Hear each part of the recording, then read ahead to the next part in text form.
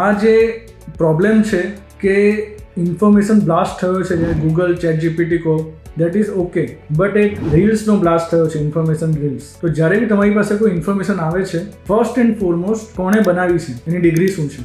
There are only 3 types of cancer super specialist: surgical, medical, radiation oncologist. શું આમાંથી કોઈએ reel બનાવી છે? સેકન્ડ, જે આ ઇન્ફોર્મેશન છે એની મેગ્નિટ્યુડ કેટલો છે, એટલે કે હું થોડાક હાઈ એક્યુઆઈમાં શ્વાસ લઈ રહ્યો છું તો મને ફેફસાનું કેન્સર થઈ જ જવાનું છે? That is not right. મને હાયર એક્યુઆઈમાં બ્રીધિંગ કરવાથી, કેટલો ટાઈમ સુધી બ્રીધિંગ કરવાથી, કેટલા મહિનાઓ સુધી બ્રીધિંગ કરવાથી અને કયા એરિયામાં એક્યુઆઈ કેટલા ટાઈમ સુધી વધારે હોય છે, એના બેઝિસ પર નક્કી થશે કે આની ક્વોન્ટિટી કેટલી છે. ક્વોલિટેટિવલી તમે કહી શકો કે હા ભાઈ એક્યુઆઈ વધારે હોવાથી તકલીફ થઈ શકે છે, પણ ક્વોન્ટિટેટિવલી કેટલા લોકોને એનાની એકચ્યુઅલમાં તકલીફ થઈ. તો આના બેઝિસ પરથી એક અલગ ટાઈપની information, that is called as evidence based medicine, EBM, A produce થાય. એટલે આપણે એક્ઝેક્ટ જેવી ઇન્ફોર્મેશન જેવી છે તેવી એને એબ્સોલ્યુટ વેમાં સમજી શકીએ, અને એબ્સોલ્યુટ વેમાં સમજીએ તો આપણને આઈડિયા આવે કે ભાઈ આનાથી મને તકલીફ થવાની શક્યતા કેટલી છે. અને મોસ્ટ ઇમ્પોર્ટન્ટ કે અગર તમે કોન્સ્ટન્ટ સ્ટેટ ઓફ ફિયરમાં રહો છો,